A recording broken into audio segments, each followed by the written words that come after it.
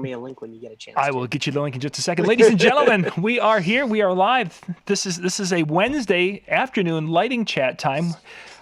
It's one of these things that, you guys are here. We're here. We're going to talk lights. And I've got Todd Runkle here today. Todd, thank you for joining me. Hey, great to see you, John. I'm going to send you the link now for the Facebook thing. We're also transmitting and broadcasting over on YouTube, so you guys can check that out if you want to. And you got it. This is kind of a live thing, so there's weird things that are going to happen today. That's just the way these things go. But what we're going to be talking about today, once we get the links and things all shared around, is we're going to be talking about ways to make money with your lighting. Basically, the ultimate dream of all of us to be able to sit on our keister and make money with the lighting that we've invested in. And Todd has got some tips for us today, and he's going to kind of discuss that ability or that concept of making money off that lighting. So we'll get our links here. If you're watching on Facebook, welcome. Glad to have you today. And we're going to make sure the YouTube looks like YouTube stream is up and going. So yay, Todd, I think we're about ready to. Yeah, I'm just double checking to make sure I got it over here as well. And I think we're good. There we are. So that is good. That is good. We got streaming to millions, or at least good. That is good. We got boom. There we go. We got to shut those things off. So yeah, we've got it's looking like they're coming in. We got about 20 that have jumped in here so far. So thank you for joining us this afternoon. We're going to be talking lighting, talking about ways to make lighting. Todd, you've got some tips. You've got some ideas. First off, what kind of brought this topic to your mind before we dig into it today? Well, you've known me for a while, John, and we juggle a lot of different things with my own production company here in Southern California, lighting being one of them, and probably one of the most profitable that's come to be in the last few years. I've been DJing for a long time, like many guys, but there's only one of me when it comes down to DJing, and there's only 52 weekends in a year, or so I'm told. Yeah. It feels like more, right? Sometimes it does. So the nice thing about lighting is not only can it complement the services that I'm already doing with my clients, but lighting allows me to be in more places than one. In many cases, we have lights out on shows and the customer just wants you to set up a specific look, but then you get to walk away. And with innovations like LED and things that have been going on recently, you can do that with less fear because you don't have to worry about a light being there that's going to burn somebody's hand that you left unattended or anything like that. And things can go strong, and then at the end of the night, just pick everything back up on the way in. Or even better, maybe I've got a friend in the industry who can pick it up for me, who's on that side of town, so I don't have to go out of my way to pick it up. Nice. It just allows me to be in more places at once. There's a lot of different ways that you can make money that way. Very nice, very nice. And that's what we like to hear is ways to the diversifying of our businesses and making money from different revenue streams. So great. Let's jump into this now. For those who are wondering, how to get started in this idea, where would you recommend it? And let's take it from there. Well, I think the first thing that got me into lighting is everybody's got something that they need themselves. So you're starting off with a couple fancy effects lights, maybe some sound effect type lights that are bouncing around, and you like them for your show. And that's great. But one of the biggest things that you want to try to do, obviously, is distinguish yourself from every other DJ who just says, I include the lighting, but they don't necessarily talk about what that means. Mm-hmm. So the first thing is getting outside of the booth and thinking about the other areas of the entire venue that you're going to be at, and not just the fancy dance floor lights that are going to go on directly in front of you. Those are great. It's great for people that are looking at you, but to be able to create an impact the moment that people walk into the room, I think that's one of the reasons why uplighting has become so popular. Every DJ, when I go to their webpage right now, has uplighting showing in the background, in the Yes. hall, all around the room. What about outside the room? What about before they even walk into the ballroom? There's a hallway that they walked up, or there's an entrance or a valet. There's some trees out there. There's something that you can hit before they ever even get in the room to start changing the feel. So that'd be stage one, thinking outside the booth, if you will. Mm-hmm. And then from there, the next thing is to think outside your own production. And what I mean by that is really, we might only be thinking about our own customer in terms of the bride or the birthday girl, but you're having this event at a venue or a country club or something like that. There's photographers that are going to be present. There's caterers that are going to be present.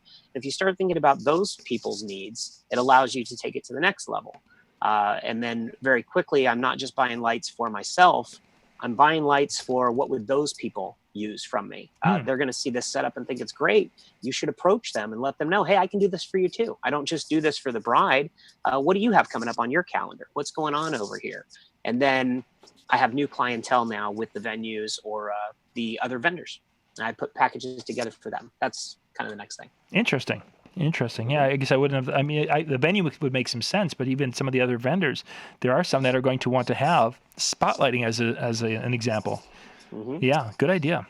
Yeah, perfect example. And uplights. I mean, hey, you guys like uplights. I think that many people feel the more the merrier. We all know that we should have backup equipment. You know, that's stage one. Things happen even at your own show. And if you don't have backup equipment, you're putting yourself at jeopardy if something were to go wrong during your show. But having backup equipment also means now you've got some extra equipment that can go out for other shows.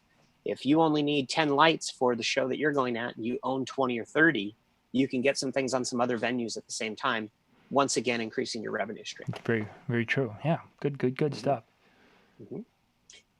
So that's kind of the next thing. And then now once you found those vendors, if I put it into stage 3, it's making friends in general. You know, no, I don't think anybody can do this alone. I think the largest production companies out there, even though they're technically competition, it's friendly competition. It's, no one company has enough gear to go pull off a festival like we see that all of us love watching online. It takes a multitude of vendors to come in for the staging and the lights. And even in just the staging or trussing alone, it might take 9 different warehouses to get that much gear in one venue. So even though they're competitors, they work together for those 1 days. And I think there's something to be learned there from DJs as well. If I start building my inventory, I might not have enough rental clientele to keep it out all the time. But if I've got John Young right down the street from me, we can complement each other's inventory. I'm going to build up some more uplights. Hey, John, can I borrow your fogger this weekend? You can use my lights that weekend. And it allows both of us to be busier. And even if you don't have the money to pay me directly, John, maybe you'll do a party for me next Saturday for a couple $100 off or something and make it up to me that way. Right. Yeah. So having friends in the industry goes a long way. When I first started doing it, obviously I was just as nervous as anybody else. I'm not putting an ad in the paper and going, hey, come to my garage and rent lights from me. And I've never met you before. But really, if you're just focusing in the local circles of DJs that you know and that you trust, we can help each other out a lot. And then everybody gets a bigger production out of it. Yeah. More impactful for the customers. Cool. I like that idea. Very good. Just sharing and managing the chat room here. So. Gotcha. What kind of questions are we getting in the chat room? They're just people are just checking in right now. There a couple of people popped in. So. Gotcha. So what do we have next? I'd say the last stage. So, again, getting outside the booth, be kind of stage 1, finding that new clientele is stage 2, thinking of other vendors, banquet halls and things of that nature. Not just the person that's hiring you. Stage 3 is making friends. And then stage 4 is actually how you manage your gear itself. Not everybody knows this about me, but I had a long history in consumer electronics before I came to the DJ world. And used to work for a West Coast retailer, kind of like a high-end Best Buy, if you will. And one of the best things about working at those places is you have all this gear in front of you all the time and your eyes are set on it. And in those days it was really cool because maybe you got an employee discount. So everybody was your friends and family. They all wanted to be your buddy because of the discount. Well, in our world, I consider what we do with our gear is kind of like getting a discount too, because, you're buying the gear, but you're buying things that make you money, which is absolutely awesome. So you might be thinking to yourself right away, I've got this $200 light. And if I charge $20 an uplight or something, hey, in 10 rentals, I've paid myself back. The reality is you pay yourself back faster than that. Most people just don't realize it. You get those 10 rentals out of it, if you will, if you hang on to it that long. I'm in the firm belief that you shouldn't hang on to gear forever. Sure. Manufacturers are always coming out with new gear. There's always new technology that's better, brighter, faster. And if you're in tune in this industry and you're following what's coming out, a lot of times you know about it before those secondary customers that you might have, banquet halls, other rental houses, the place where we rent our tables and chairs from, might want some cheap old school lights from 12 years ago. It could be game changing for them. But what it allows me to do then is if I sell that stuff off, now I've got fresh money to go buy new stuff and maybe more of it. So part of our business plan is that every year we're going to invest X amount of dollars into expanding our gear. So we have X, but then each year we add Y by bringing in old inventory. I think something that is really devastating that I see a lot of DJs do. And, we don't all have super fat wallets, but we all know that gear gets less and less valuable the longer that you hang on to it. Yes, unfortunately. So, yeah, I've always been in the firm belief that, if you start to see it gathering dust in your garage, if you're not using it every 6 months, get rid of it. Get something that you will use. Go get something that will make you money. I used to have this massive, wiki system that I loved. And it was great for showmanship and being on a big stage and everything else. And then controllers came out, and I really started liking my controller. I still love my massive system for my big proms and stuff. And then when I really started turning it around in my head, I went, wait a minute, got this system that probably costs $7,000 when it's all said and done, between the coffin and the decks and everything else. And I use it probably less than 10 times a year. The other 60 times a year, I'm using this $1,000 controller. Mm-hmm. So I just started thinking, well, if you handed me $7,000 today, would I go get a new turntable system that I'm only using 10 times a year? Or could I turn that into $7,000 worth of something that I'll use every single weekend? Right. So turn it into lights, man. Put some lights out there. And then not even the best lights, not even the most expensive, wireless, highest power. Once again, the Ferrari, which is great. No, turn it into a bunch of $100 lights, because that's what the banquet halls and people were going to rent out from me left and right at low cost. And also, it doesn't hurt as bad if they scratch it a little bit, and they scratched my $100 light as opposed to they scratched my Ferrari. So it made me a lot more comfortable renting that stuff out to other people. And that became a big revenue stream. Yeah. So it's part of that business plan model, how do you spend your money and how long you hang on to your stuff. So with some of the lighting, you're talking, of course, about the less expensive, not scratching. Do you try to maintain two distinct inventories to a point, or do you rent out some of your higher end lights that you personally own? That's a great question. I think that we all have our babies, if we will. Yeah. So I would say that if I have only a couple of something, it puts you back in that old DJ mentality. Maybe you only had two 15-inch PA speakers.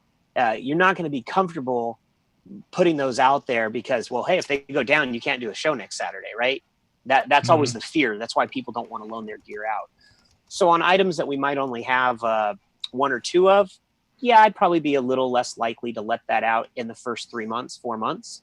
What I would do in those situations, in most cases, actually, is I'll kind of go with the gear. Okay, here's the cheap stuff that you can rent, and I'll leave with you. We've got some better stuff. Those are the times when, I'm probably just going to say, hey, just hire me for a little bit more. I'll just be there and do it all for you. Right. Yeah.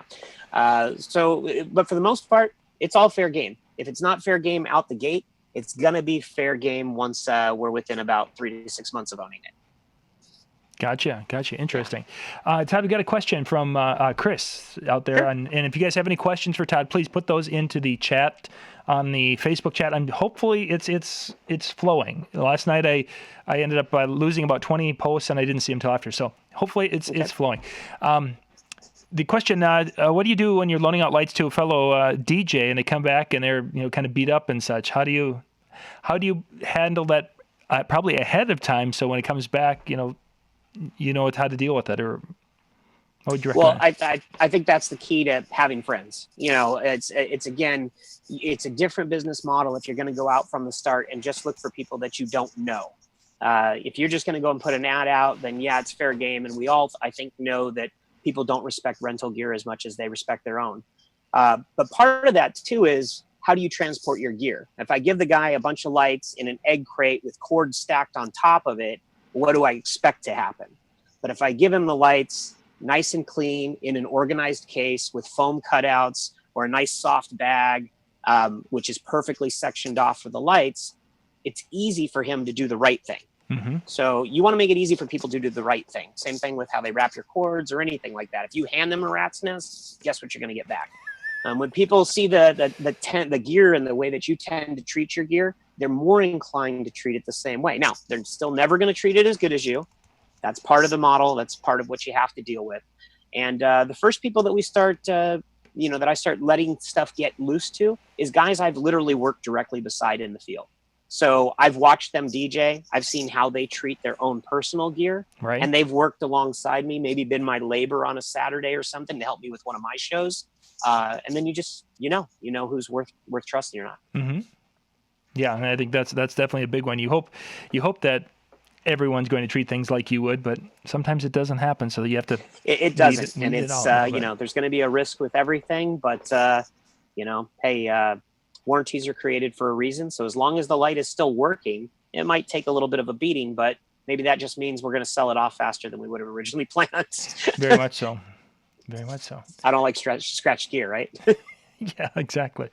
And you can try to doctor it up a little bit, but sometimes there's just no who's saving it. Exactly. That's actually kind of a side note. It wasn't in like one of the first 4 topics I was originally talking about, but in terms of getting rid of gear too, most people know this about me.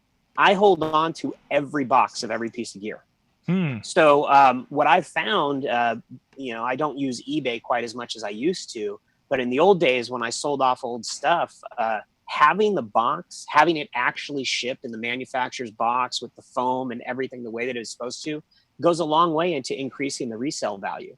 I think right away people realize that, hey, if you hung on to that stuff, you're the kind of guy that takes care of your gear. And actually, what that led me to then later, local places of selling gear, local music store like on consignment or doing something like Craigslist, it allowed me to meet other DJs. So maybe DJs that I didn't know, and now this guy is buying my $400 subwoofer or a higher end light, and then you know how it is. As soon as you start talking with somebody, you kind of know who's full of it and who's got a good system, if they have the same business mentality as you. So now this guy bought this light from me. I've got his phone number. He's got mine. Maybe we're going to do some future business together. Yeah, and it's one more person that might sell that later on. And oh, by the way, maybe I want that back 8 months from now for one show.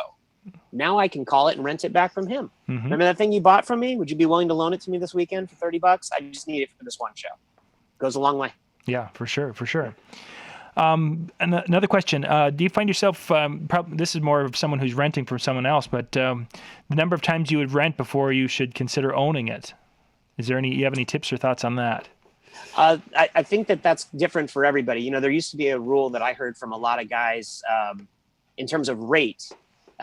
It kind of depends on what you can get the rate for as well. There's a lot of places that I can rent from here in Southern California, for example, things that I don't own. But how close are they to me? How long does that commute add to the job that day? Do I even have the room to store that stuff? Right. And what kind of markup am I getting? If I'm renting something for $80 and I can only, sell it to the customer for $100 and I'm only making 20%, that's kind of tough. In those situations, because of the higher rate of the rental, I'd probably prefer to own it. And what I also always kind of have in the back of my head is most of us have schedules. We're using some type of online management tool or something else. You can see what's coming up on your calendar. If you know that you've got a school dance that you might need a special effects machine for, something that you don't own yourself, and you're considering buying it, but you've already got the rental locked down, you should already, because you're renting it for that one day, you should be pitching it to every other customer you possibly can. Mm-hmm. Because maybe if you got 3 more on the calendar that were confirmed, that's going to influence your buying decision. It was that way with me for photo booth, for example, totally outside of the AV. Photo booths, used to subcontract the guys for a long time, and just one selling season looked at it and said, you know what? Got 3 on here already. I got a guy who always does it for me at a great rate. If I can get 3 more within this next 3-month window, I'll just go buy it myself. Mm-hmm. And that's exactly what happens. So you get 6 on the books. And I'll tell you the thing about gear. Once you finally do have it, you're going to find a way to keep using it. You're not going to let it sit around. If you had to stretch your dollars to go get it, you're going to start incorporating it in your shows. More customers are going to see it. More people that see it, more referrals you're going to get, et cetera, et cetera. Yeah. So I think that the short answer, I'm not known for those, but the short answer is when it comes to determining when's the right time to buy versus sub-renting, it comes in that forecasting of your schedule. Rather than looking back, how many times did I use it last year? Think of how many times can I put it on gigs that are already on my calendar coming up in the next 3 to 6 months. That's what you should think about. Kind of a little a variation as you were talking there. This question came to me. How soon, if I buy something I've got, say, these 5 weddings coming up, and I know that all 5 of them will utilize this light as a spotlight for their first dance, but after that, not so much. How soon afterwards, would you recommend holding on to that fixture, or before trying to sell that fixture on the, as far as selling it as a used fixture? Because would you, in a situation like that, okay, that sequence is done, and I may or may not be able to sell it after that point. Would you be better to sell it quickly, or to try to see if you can upsell and maybe lose value as you go? What would you recommend? A general timeline in my head is 6 months. So if the last show that I used something on happens, then I have a expiration date in my head of 6 months from now. I would like to see that going out again and not sitting around and gathering dust. Right. If it's still sitting on a shelf in the garage or the warehouse or whatever, 6 months later, and I haven't pulled up again, I should really be thinking to myself, okay, I'm getting towards that dangerous window of really losing a lot of money here. For sure. So let's get it out again within 6 months. So if I keep getting it out again, then I don't need to turn it around. But the one other thing that I need to pay attention to is what's happening in the industry with technology. If I bought that light that you're talking about, let's say for $500, and we all know that things get brighter, bigger, cheaper. If within that 6 months I hear of an announcement from a lighting manufacturer that maybe they're bringing out something better at the same price or $100 less, that's going to motivate me to sell that faster and not wait 6 months, because soon it'll be gone and everybody's going to want the new one. So, I do the same thing with my cell phone, my Apple Watch, whatever. Yep. Just if they've announced the new thing, I've got a shorter window of when I can get maximum value for the old thing. So let's because we're both in the industry, we're at NAMM, and we see there's new things, and people watch us talk about these new things on our channel. Right. They see something new. Now, and I know I've had guys that are like, "Oh my gosh, when is this coming out?" And of course, you and I know that NAMM, not now or not available. Maybe March, maybe May. When people see something in a situation like that, and they're getting excited, and they're thinking about maybe, would you recommend them holding on to their products a little longer to wait, till maybe a summer transition or a fall, or because I know it's the bird in the hand, right? I mean, you have a light right now and it works for you. You know what's on the way. Don't sell what you have just because you know something's on the way. In our industry, yes, those dates are flexible. Things happen at the factories. Things happen with shipping. Things happen with demand where maybe the guy got sold out right away. Yeah. And, the difference, again, if I were to flip it towards the Apple comparison, when I know that Apple's bringing out a new phone, I know the date that I can go place the order on that phone, right? But I still don't necessarily know the exact date my order is going to come in. Can you imagine selling your only cell phone today and waiting and going, well, I guess I'll make calls when the new one shows up? Yeah. It's kind of the same way in your DJ business. You don't want to be missing out on money in between. But if I'm ready and I placed my order with Apple, and then, a couple weeks later, Best Buy or whoever is giving me that phone call and saying, hey, your phone's showing up on Saturday. Okay, well, I'm probably going to list my old phone for sale within 48 hours before that. So I've already got some traffic and I've already got some people looking. That way, once I do get that new phone, I can get rid of that old one right away. Right. Yeah. Same thing in our world. Good advice, because I know I've had that question a number of times from guys who are like, "Oh, right, I'm gonna go and sell off my da-da-da-da-da." Yeah. I saw this amazing thing under glass at NAMM. I wasn't able to touch it, but I'm gonna sell everything I own to buy it. Yeah. Yeah. We do have that luxury of seeing some of that new stuff. But you're right. It's it can be a long process, and so you got to make sure that you don't ruin your business by getting rid of stuff too soon. You would never want to do anything that would jeopardize you being able to go out on Saturday and make some money. Okay, so what do we have left to cover here? We've talked about the age of the inventory, pricing. Let's talk about the pricing of the gear. I don't know if we didn't really dig into that a whole ton yet. No, this is one of those ones where I'm sure everybody has their own opinion in their own markets for, I can only get X dollars for my gear. I can only get Y dollars for my gear. I think that when we talked about different audiences, that'll change a lot of that as well. When we think that we can only get a certain amount of dollars, it's because of a certain customer that we're going after. Mm-hmm. The price that I can get from a bride to rent an uplight is going to be different than what a DJ would pay me for an uplight. Think of it as wholesale and retail. I know that the DJ needs to up it and basically sell it for the same price that I would if I was dealing with a bride. Right. And I'm going to take care of that guy, especially if he's coming and picking it up versus me having to deliver it. That's something else to take into account. And in a lot of markets, people do try to charge on a per light basis. And the best sales pitch has always been with the bride, if you can get that rapport going to the point where I'm just going to make it look good. Mm-hmm. If I'm going to charge you for 20 lights, I'm probably showing up with 30 just in case. Right. A, just in case something breaks. B, it might take 22 to make it look perfect. Do I really want to not have those last 2 lights to light up something I didn't realize was in the room? Yep. The model that I heard a long time ago that I try to at least start with is the 10% rule. So, like I mentioned it before, if you've got a $200 light, I would hope that you're getting $20 each when that light is going out on a rental. And I'd like to get $20 on that light and not have to deliver it. I want $20 on that light when they're picking it up. Or if I'm going to have to deliver it, then whether I'm delivering 2 or 20, just give me $40 for gas, something extra. Mm-hmm. And then that's always in my head, because again, the hope is that I'm either going to make my money back real fast, or if I didn't get out those 10 rentals, I'm going to turn it into some other gear anyway to make up the difference and then keep moving on. Right. Now, the more expensive gear gets, this is where the curve kind of is. The more expensive gear gets, the less likely you are to get the 10%. Sure. I mean, there are moving heads in the concert touring industry that we see out there, 9,000, 10,000, 20,000. They are not getting 10% of that on a per day basis to go out there. And also in the production world, they tend to rent on a weekly basis, not on a Saturday basis like we do. Mm-hmm. It's a weekly rate. So something else to keep in mind. So it kind of curves to less money as it gets more expensive. On the flip side of it, if you've got a little light effect or something that's $40, well, charging somebody for $4 just seems kind of, it's like, why didn't you just give it to me, man? However, the flip side of it's kind of crazy. They would be more than happy to give you $10. Mm-hmm. So you can actually get 25% on some other items. 25 or 30% if it's something that they just don't have access to and need once or twice. Again, I'm talking more of like a rental house, somebody that might do linens and tables and those things.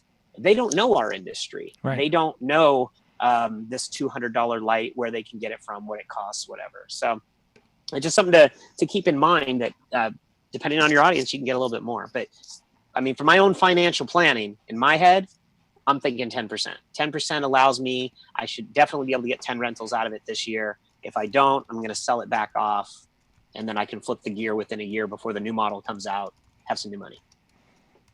Okay, so let's take a hypothetical. Okay. Hang on, I'm just posting. So Todd's rental shop has got 4 moving head intelligent fixtures. The cost on those are approximately $1,500 a piece. So there's $6,000 in that. And I want to rent these in the Southern Cal area there from you, and some kind of a controller that will control them. Uh-huh. So the controller, $250. Let's go with simple controller.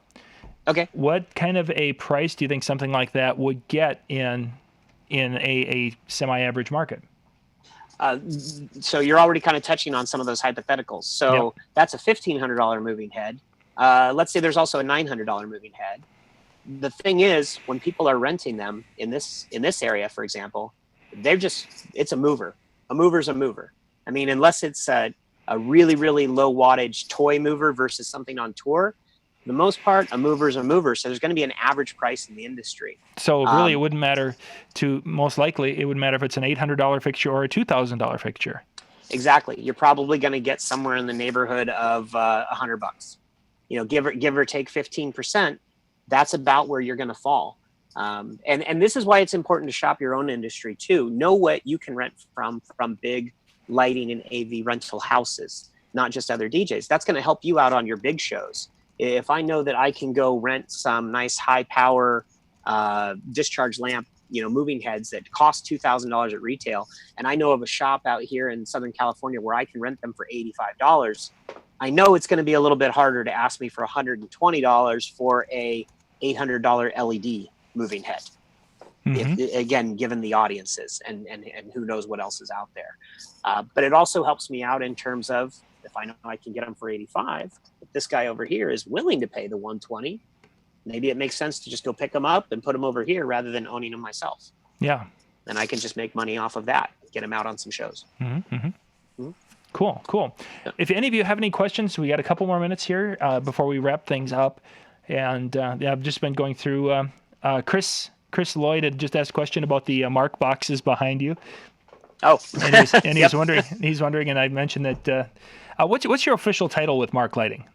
I'm the product manager for Mark Lighting. Okay, product manager. I took a guess. It's like product specialist. I don't remember. It's been a while since we talked. Product specialists are the guys that'll generally visit sales teams out on the floor. They'll help at the retail level. The product management side works directly and oversees the brand, as well as works with our engineering staff. We've got an amazing staff of engineers. We'll probably talk about that in another video. But I can just say that the Mark Lighting brand was thought from the ground up, and I was brought here to kind of create a product concept with a great team of people that make all of that stuff possible. Even those gorgeous boxes, there's a graphics team that, high five to them if they watch one of these videos. I got an entire video team that we shot. We were shooting some product videos recently. As soon as those start rolling out, you guys are going to see some great quality there. So it's not one man behind any show here. It's an entire team. And for the people that don't know it, the parent company for Mark Lighting is In Music. They brought the Denon brand out with the new 8000 and some of those great things that we've seen happening recently. Those are the same types of engineering feats that you can expect to see on lighting as this brand grows. Yeah, no, Chris, no problem. Don't. It's a good question because he was wondering about there's so many different brands out there, and that's something we'd have to for a future show that of course talking about the different types of lights, and because some brands have a kind of a different niche than other brands do, and there are different levels within each company. So Chris, don't feel bad. That was a good question. It was something we were going to be talking about. This is where I do my shameless plug, John, and I'll just tell him, go to marklighting.com. That's MARQ Lighting, or check out Mark Lighting on Facebook. Please become a fan. I'm sure maybe John will post something up later on for a link, but you'll see our best socials and everything that's going on with our brand, and you'll learn more and more about what distinguishes Mark Lighting from the other competitors out there. Yeah, what if I can make that so I can do it? Because I'll forget it if I don't. There was one thing I wanted to do. Delivery, charging for delivery. If you've got somebody, how do you handle? Say if you've got a 15-minute drive and an hour drive, or how do you differentiate and such when it comes to charging for such things? I always find that customers are most accepting of flat rates. So I don't try to get down to a per mile or a per hour or anything. I mean, you should know that in your own head, how much time it's going to take you to do something. And what else do you have going on that day? The best scenarios in the world is when I'm going to be DJing a party and not even 10 minutes away is somebody else that needed me to drop off some lights, and then I can just go do my party because I'm basically already going there.